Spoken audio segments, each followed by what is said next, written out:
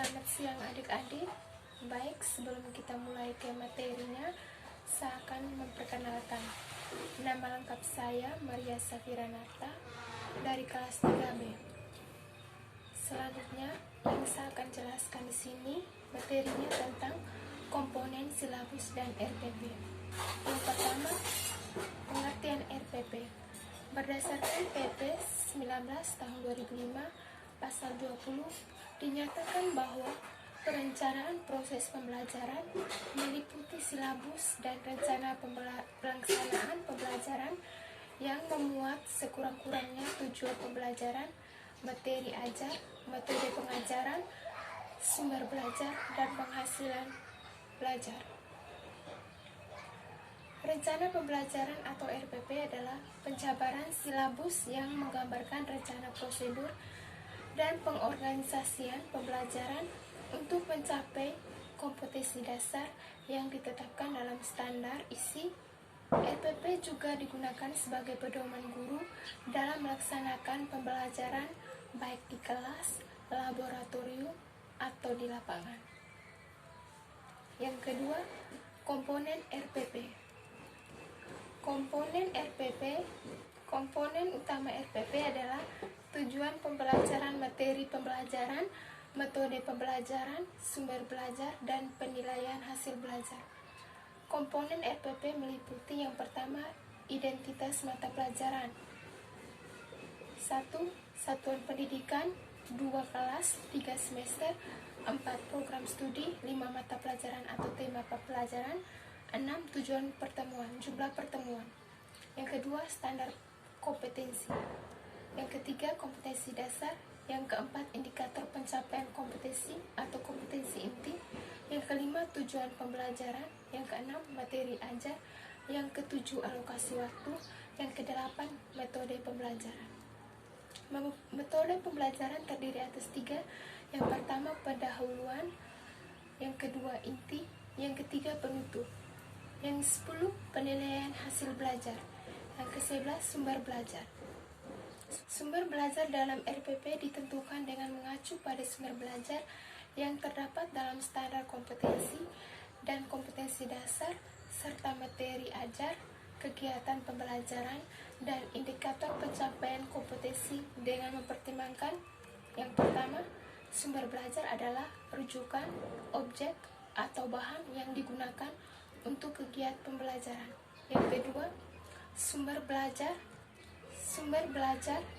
didasarkan pada SK dan KD materi pembelajaran, kegiatan pembelajaran, dan indikator pencapaian kompetensi. Dan yang ketiga, sumber belajar dipilih yang mutakhir dan menarik. Yang berikut komponen-komponen RPP tematik sebagai berikut. Yang pertama, identitas mata pelajaran atau nama mata pelajaran yang akan ditematikan, kelas, semester, tema, hari, dan waktu, atau banyaknya jam yang dialokasikan. Yang kedua, standar kompetensi merupakan kemampuan peserta didik yang menggambarkan penguasaan sikap. Yang ketiga, kompetensi dasar dan indikator yang dilaksanakan. Yang keempat, tujuan pembelajaran yang menggambarkan proses dan hasil belajar yang diharapkan oleh peserta didik sesuai dengan KD. Yang kelima, materi pokok beserta uraiannya yang diperlukan pelajari siswa-siswi dalam rangka mencapai kompetensi dasar dan indikator. Yang keenam, alokasi waktu yang ditentukan sesuai keperluan untuk mencapai KD. Yang ketujuh, metode pembelajaran merupakan strategi kegiatan pembelajaran yang dilakukan peserta didik untuk mencapai KD. Yang kedelapan, langkah pembelajaran atau kegiatan pembelajaran secara konkret yang harus dilakukan siswa-siswi dalam berinteraksi dengan materi pembelajaran dan sumber belajar untuk menguasai kompetensi dalam indikator kegiatan terdapat dalam kegiatan pembukaan inti dan penutup.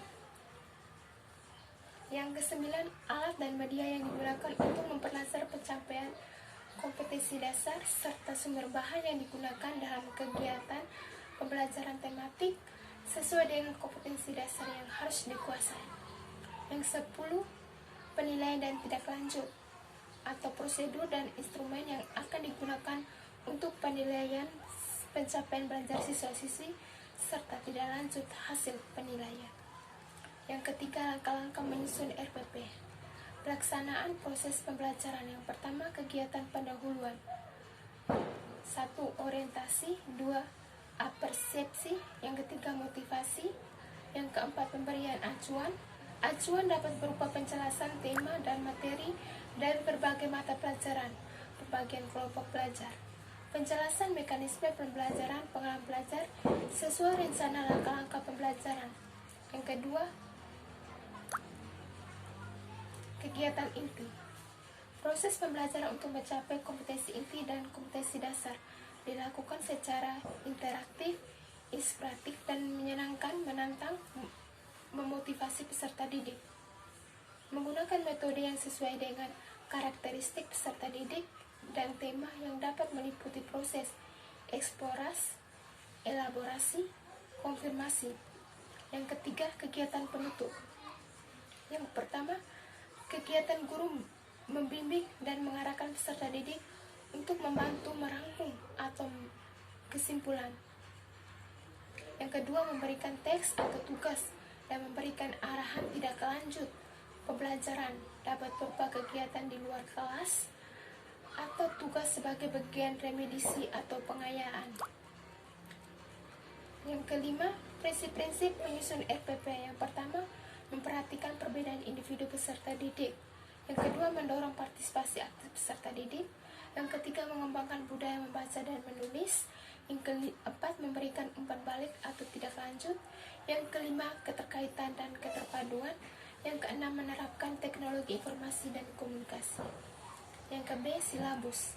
Pengertian silabus adalah rencana pembelajaran pada suatu kelompok mata pelajaran atau tema tertentu yang mencakup standar kompetensi, kompetensi dasar, materi pokok atau pembelajaran, kegiatan pembelajaran, indikator, penilaian, alokasi waktu, sumber bahan atau alat belajar. Silabus merupakan seperangkat rencana atau pengaturan tentang kegiatan pembelajaran, pengolahan kelas atau penilaian hasil belajar. Yang kedua, silabus, komponen silabus. Yang pertama, standar mata pelajaran. Yang kedua, kompetensi dasar. Yang ketiga, hasil belajar. Keempat, indikator hasil belajar. Yang kelima, materi pokok. Yang keenam, kegiatan pembelajaran. Yang ketujuh, alokasi waktu. Yang kedelapan, adanya penilaian. Yang kesembilan, sarana dan sumber belajar. Yang ketiga, prinsip-prinsip menyusun silabus. Yang pertama, ilmiah. Yang kedua, relevan. Yang ketiga, sistematis. Yang keempat, konsisten. Yang kelima, memadai. Yang keenam, aktual atau konseptual. Yang ketujuh, fleksibel. Yang kedelapan, menyeluruh.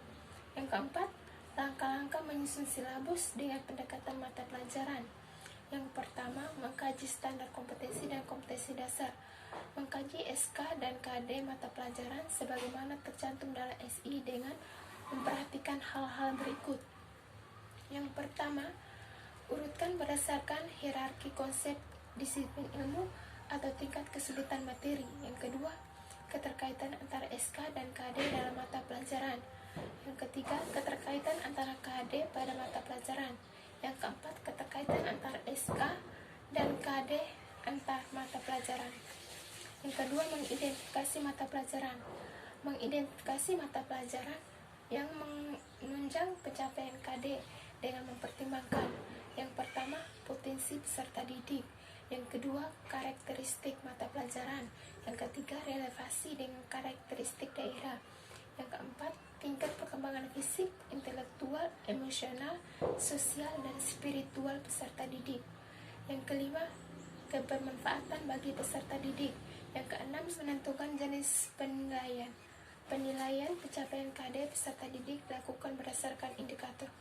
Penilaian merupakan serangkaian kegiatan untuk memperoleh, menganalisis, dan menafsirkan data sesuai proses dan hasil belajar peserta didik yang dilakukan secara sistematis dan berkesinambungan sehingga menjadi informasi yang bermakna dalam mengambil keputusan. Yang ketujuh, menentukan alokasi waktu.